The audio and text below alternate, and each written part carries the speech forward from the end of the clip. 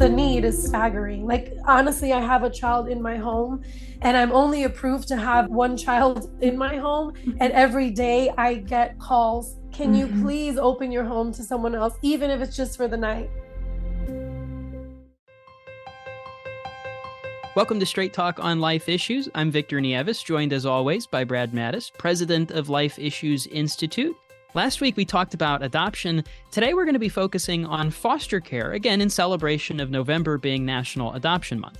Yes, it's a big month to celebrate. It's a big month to talk about very important issues. And in the line of the 10 most important topics that we should be addressing is the dilemma, the crucial issue of foster care. There are so many kids languishing in foster care that desperately need homes. So we need to talk to you about opening your heart and your home to ways in which you can help alleviate the crucial need that's out there. Yeah, and Brad, I think that this conversation will probably be very insightful and eye-opening for a lot of people, especially nowadays, the pro-abortion side of things. They really like to use foster care, and this is heartbreaking, but they like to use foster care or the existence of this crisis as a justification for abortion. They'll say, well, it's better to abort a child than for a child to go into foster care. I think the conversation we're going to have today will be very eye-opening toward that. Yeah, and that's a ridiculous argument. So if the kid's going to have a difficult life and challenges along the way, we should just kill them in the womb. And that's better than taking care of and stepping up to the plate and taking care of these kids. You know, my blood boils when I hear that kind of thing. But you're right, it's being said a lot. And we need to point out that it is pro-lifers who are, and we need to point out that it is pro-lifers who are stepping up to the plate and engaging in foster care. But we need and want more of them to do so. Absolutely. And you know, I second what you said, makes my blood boil. It's just crazy. It's a really slippery slope to start going down where you say, oh, well, somebody else's life. I don't think somebody else's life is going to be quote unquote good enough. So I say we should just take their life from them. Well, you could apply that to a lot of people who are not in the womb. We have a crisis with homelessness in the United States, but hopefully we're not going to have people applying that quote unquote solution to say, oh, well, their lives aren't very good. We just take their lives from them. Obviously, that would be horrible. And, you know, Brad, as you and I have talked in the past, I'm growing in my experience as it pertains to the foster care system, the adoption system, as my sister, and we have a very, very close family.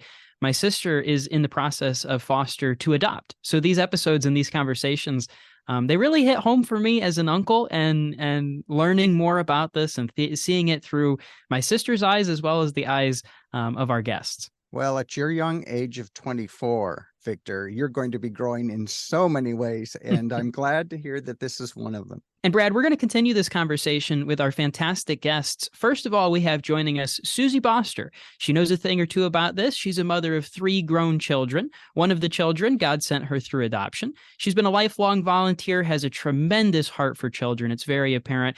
And she's a licensed foster parent. She's spent years providing respite care, short-term emergency placement, and she's involved with a very important and vibrant ministry with her church. We also have with us Jeannie Law and her husband, Reverend Renn Law. Together, they head up Most High King Ministries, and they too have experience as what it's like to be foster parents, and they know a tremendous amount. I want to thank everyone for coming on the show. Brad, what do you say? Shall we jump right into it? Let's do it. Let's start with you, Susie. Briefly tell us your story. Well, I raised kids for the last 23 years. My husband and I have to give him some credit. And as we entered the empty nest season, as they were getting ready to go off to college, I was really feeling God tug on my heart about that I wasn't done being a mom. And as I've always had a heart for children and always volunteered at various organizations that help children.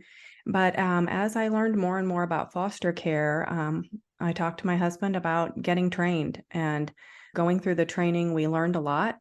As we finished that up, we decided because of our stage in life, we would tiptoe in and do respite care for foster families, which is giving them a break when they need a weekend, or say there's no school and somebody needs some daycare for the day or the week. Or say there's a family emergency and they need to go out of town for a funeral. Maybe they need a few days or a week where the kids have a safe place and a fun place to play while they're gone. And then we also do emergency placement, which imagine you get a call on an evening and they say, we have 3 children who just came in police protective custody, and they need a place to stay for a few days until we find long-term placement.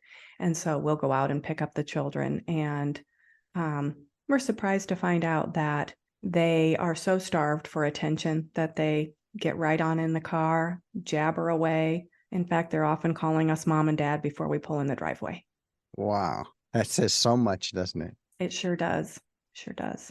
It's heartbreaking in that way, but also so rewarding to be that soft place to land when they're in a scary moment. Well, we're going to be getting into more details about all of this. Jeannie and Renn, Renn, I am so glad to have your presence here because dads so often get forgotten in the family picture, whether it be foster care, adoption, abortion, you name it. We're often pushed to the side and forgotten. So I'm really glad you're here. Briefly tell us your story. Yeah, so I've always wanted to foster and adopt children. That was kind of a bucket list for me since I was a little girl. I think God put that desire in my heart. I don't know why I thought that. It's just something I've always had dear and near to me. And then we got married. We did ministry for 7 years before we even thought about children. And then we started to feel like it was time. We were going to start our family. We had just moved from New York to Florida, beautiful place to raise kids. And we felt led to do that. And then we tried and we got pregnant immediately and we lost our first child. And we were devastated and we're like, God, what's going on? And then we felt again, go for it. This is the season God wants us in. Try again. We tried, we lost our second, and we lost our third child. Oh, and by the I'm so time we got to sorry. our, thank you so much. Yes, devastating. By the time we got to our third child, God had worked on my husband's heart that perhaps our family wasn't going to look like everybody else's family. And I had always felt called to foster care and adoption. He never even considered it. But by the time our third child was in heaven, he just realized, hey, God is tugging at my heart. I need to consider some things. He had a revelation from God that we're all adopted by God. Why would we not open our hearts to children that need that? Of And course. that's how our journey began into it. As soon as we did everything, as soon as we signed up, we did all the intensive classes, we did all that. COVID hit, that delayed everything, unfortunately, for like 2 years, which I don't know why it was that long. And there was such a need. So that's why I'm just don't understand how it takes that long. But we wound up trying again for another child and we had a miracle baby. And as soon as our son was born, we were approved to foster There and you go. adopt. And we had a choice. We had a choice. What were we going to do? And the need for help didn't change just because we had a baby. So that's kind of how it was for us. We took in our first foster child during the holidays. We wanted to do what you did, Susie, respite care, because we figure we have a newborn baby. There's no way we can do this. So we took in a young boy for just Thanksgiving. That was not last year, the year before then. So that week of Thanksgiving, and it was beautiful. It was my birthday week, and he got to experience all of that. He cried, wanted to stay with us, didn't want to leave, but he had to go back to the foster home that he was in. And then we waited a while again as our son grew up a little bit more. Now he was 1. He wasn't 6 weeks. Now he was 1. And then we just started to feel it again. And I just looked at him and I said, hey, I think we should open our home again. And last Christmas, for 3 weeks straight, we got a call every day to take in children. Every single day. Children of all ages, newborns to teens. And this one call we got, I was so sick. I almost said no again just because I was like, I'm sick. And I just couldn't. I asked my husband and he said, I think we should do it. So now we have our little girl. We've had her for almost a year now. Wow. Wow. The need is so critical, isn't it? For homes to be open to share their hearts and houses. And it seems that a lot of what they need is so easy to give, but we'll talk about that in a minute. Amen. Well, Jeannie, you kind of explained your story of that decision to become a foster parent. Susie, what was it like for you? Why did you decide to go ahead? That's a massive decision. My sister is a foster parent as well. I know for her, it was a huge decision. She's so grateful that she did it. But what was that like for you? Well, one thing I forgot to mention in my first intro is that we adopted our first child. And so similarly, we struggled with infertility, and God just opened our heart to his plan. And we just kept thinking, if somebody set a child on our doorstep and rang the doorbell, we would be overjoyed, right? Well, in America, you have to sign up to be the doorstep so that when someone needs a safe place for a child to be, you get that knock on the door. So, we've had a beautiful experience. We know how easy it is to love a child that is not biologically related to us. And we just felt like we still had love to give. So we're doing what we can. Victor's question got me thinking. Some people may feel they're too old to take in children as foster care. Would you both like to, or all three of you like to address that question? Well, I'd love to address that question. People often think of little kids when they think of foster care, but what is really overlooked is the need for teens. So I would say to someone who is older, do you have a heart for teens? They're harder to find homes for, and they are just as in need of love and structure and support and an example of good Christian families. The needs for teens are great, and they often age out of foster care without foster parents to stay in contact with. So they're trying to maneuver this life and enter adulthood by themselves. I mean, try to imagine getting an apartment by yourself without guidance, trying to imagine filling out job applications. How do you get transportation? There's just so many things. So, I really call on people for the teens, open your heart to consider that. If you're in a stage of life where you don't feel like you could handle chasing little children around the yard. and if they have past experience with children, boy, that's a good fit for them. It just breaks my heart that kids are aging out of the system with no family or no assistance, as you so aptly described. It's really unthinkable. And think of what they face. There's a high rate of drug abuse. There's a high rate of incarceration, homelessness, unemployment, and young pregnancies. Yeah. And then the cycle continues, all because they didn't have a caring adult in their life. Renn and Jeannie, what would you like to add to this? Sure. Yeah. I'll definitely advocate for that as well, because for me, being introduced to it in a whole nother way, I really was shocked by the severity of the issue in America. Like, I really could not have fathomed at all that we had such a dire need. And as a minister, we typically, help disciple even adults, right? And so forth. So to me, it's not much of a change from our dynamic, but just the severity of the need really is the force, or that's something that should propel us into doing it if you have the means to, if you have the availability, if you are an empty nester or anything of that nature. I think it's definitely, like, when you really see the statistics, like, it encourages you, like, okay, God would have me to serve in some respect. It's just a matter of when and where. Right. You think about nearly 500,000 children and youth in foster care in America. And when the numbers get that big, we sometimes lose sight of the people behind those numbers. But each one of those numbers represents a child that was created by God with a purpose, and we cannot turn our back on them. They need us. Yeah. I've heard a statistic. I don't know if any of you here have heard it, but if one person in every church in America took in a child, then the problem would cease to exist. We have just so one family, one family per church. We could solve this crisis. Yeah. Wow. That says so much. I'd like to ask you about how the reversal of Roe v. Wade has affected the foster care system. Has it affected the foster care system? That's a good question. I have several friends, as you probably do too, that work in crisis pregnancy centers. Here in Kansas, we are seeing a lot of people travel to Kansas to get abortions now, because Kansas was not able to pass an amendment that we tried, value them both, where we support women and children. But I don't see it in Kansas because abortion is rampant here, unfortunately. And I'm not sure that I would expect a positive answer this early on. But Renn and Jenny, have you seen any impact of the reversal of Roe on the system? We have not, but we do know that obviously it is going to impact the foster care system. And what we want to do is encourage people, as much as you advocate for life in the womb, to advocate for life outside of the womb, because the issue that we're talking about is outside of the womb. And I've heard Alveda King say this. She said, "I advocate for life from the womb to the tomb."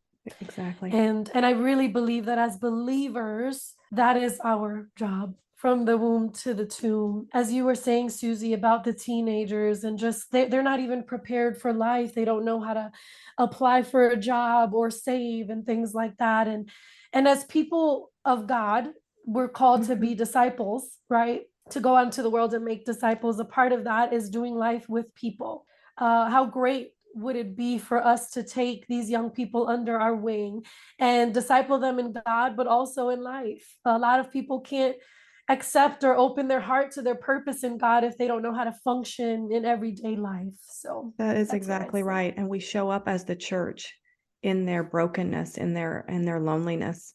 And we start with just being a friend. It is not difficult. You just start reaching out and asking, "How are you? And how can I help you?" And relationships develop with that first seed of God's love. Well, my next question isn't a measure of your heart, but I'm curious to know how many each of you have fostered so far in this process. Jenny and Renn? Yeah, I think I said it earlier. So since we just got approved recently, we had a young child ourselves. We've only had 2 children in our home. But just the need is staggering. Like, honestly, I have a child in my home, and I'm only approved to have one child in my home. And every day I get calls to bring other children. Can you please open your home to someone else, even if it's just for the night? This is the need that there is. Everyone really can rally around this cause, because there is such a need. And these are our babies. These are our children. Right. If you can provide a safe and loving space, I just ask your listeners to consider it, to pray about it, and ask God. There are no perfect parents. And he doesn't, we know from the Bible, he doesn't call the equipped, he equips the called. So we don't have to be ready to work a miracle. He will work the miracles through us, right? We just answer the call, and sometimes we have to make the call to get the training. But I think I've had about 25 kids since we've done short-term placements, but many we've developed relationships with these families so that we're like aunts and uncles. And so, they call us and say, "Oh my gosh, I really need a break today," or "I need to run errands," or "I've got to take somebody to the doctor. Can you help?" And the kids are excited to come here, and we're excited to see them. So, that's great. It's beautiful. And I have a little blessing jar on my counter, and my goal is to pull each little heart out with their names on it, and pray specifically for one or that sibling set each day. Well, as listeners are taking in this program and they truly see the need, and their Christian belief is bubbling up to the surface, there's a lot of unknowns for them. So maybe we can clarify some of that. If you can share what some of the challenges are that you've faced being a foster parent. Well, I would say, you learn flexibility. You get that call and you think, well, I was going to do this, this, and this week. I'm going to wipe that calendar clean. I'm going to call everybody and say, I'm out, and we're going to do something different this week. And so, I think the flexibility, the patience, I'll be honest, I've had some late nights because kids with trauma, sometimes they can't sleep. And, especially if they've just been brought in, something happened at home and the police came. But I would say more than anything, the blessings have so outweighed the challenges. Those few nights of lost sleep really don't add up to the amount of joy that they have brought to us. I remember one little boy, 7 years old. I was trying to rush in the morning to get him and his 2 sisters ready for school. And I was admittedly a little out of practice. And in the middle of my frazzled state, he said, "Susie, when I get old and go to heaven, I'm going to find you and give you a big hug." If that didn't just stop me in my tracks, right? Right. That's what it's all about, isn't it? Right. Yes, absolutely. And as you mentioned, the sleepless nights, how many sleepless nights have we had with our infants? And how many more will Jeannie and Renn face with their young ones? So, Right. that's Right. not a It's big worth it. hurdle to overcome, is it? It's worth it. Yeah. Renn and Jeannie, tell us a little bit about the challenges you've faced, although, even with your limited experience so far. Yeah, I would say the aspect of the trauma that the individual child experiences is all the more different than we say like a typical child and so forth, because in that respect, how you care for them becomes like instantly intimate, because you realize the severity of what they need. You see the fear in their eyes. You see them feeling kind of like lost or a little kind of bewildered in the respect of, where am I? What am I doing here? Who are you? What are your intentions towards me? And you really have to learn to navigate that instantly, because you might be accustomed or having like nieces or nephew and kind of interact with them and everything is nice and peaceable. And now you're dealing with someone who feels rejected, someone who thinks that you don't even love them, you're just doing this for money, or you're doing this for other purposes, or I don't have to respect you because you're going to be gone in another week or so, or 2 weeks. And that becomes very challenging and difficult, because you have to find a balance of loving them well and loving them in accordance with how they want to be loved, right? So I think that part of it, I think the late nights of them wanting to jump into like let's say the parents' bed, so to speak, because they want to be close, or they want you to come to the room and sleep on the floor with them, and things of that nature, really does provide different, not really say like for not severe challenges, but to the point where you have to adapt to them. And I think with the for the infant side of it, it literally was like having like it's almost like we had twins, right? Because not when we got our foster daughter, we also had our son, and they both were pretty young, so they both kind of had like their own sleeping schedules. We had to figure out how like the room arrangement, like when the other one wakes up the other one, and all that. So it really was a change and adaptation for us, but we learned to kind of progress through it and just pray through it, like talk to God about it, talk to each other. We there were support groups and different things that we could connect to help us, assist us in the process of understanding and learning. But it really is all the more important that we just need to really just make sure that they see us as a representation of God, and that they feel the love that we intend to give to them. Yeah, I wanted to add to, so for me, I think the challenge has been more with internalizing the trauma of the children. So like I'm feeling everything that they're feeling. With my little girl, she's so young to verbalize how she's feeling, but every missed appointment from her parents, I feel it, my heart breaks. So God, they didn't come, or what's going on, or foster care is a very interesting journey. They give you classes and you prepare as best as you can, but it doesn't really prepare you for being in it, the emotional journey that you go on. And I'm extremely empathetic and I just can't separate the two. But for me, it's a constant battle of loving and worrying, or wanting the parent to do well and almost resenting the parent for not doing what they should have in the first place. And I'm just being real, because those are the things that I don't think are talked about. And we're on a very interesting journey, because our foster daughter, I call her our bonus daughter, her father has come under our wing. So we've been discipling him and helping him get on his feet. So our journey is very intimately connected to both her and her parent. And yeah, that comes with a lot of challenges, but it also comes with the joy of being able to facilitate reunification, which is what foster care is. Well, I wanted to ask, that's a perfect segue.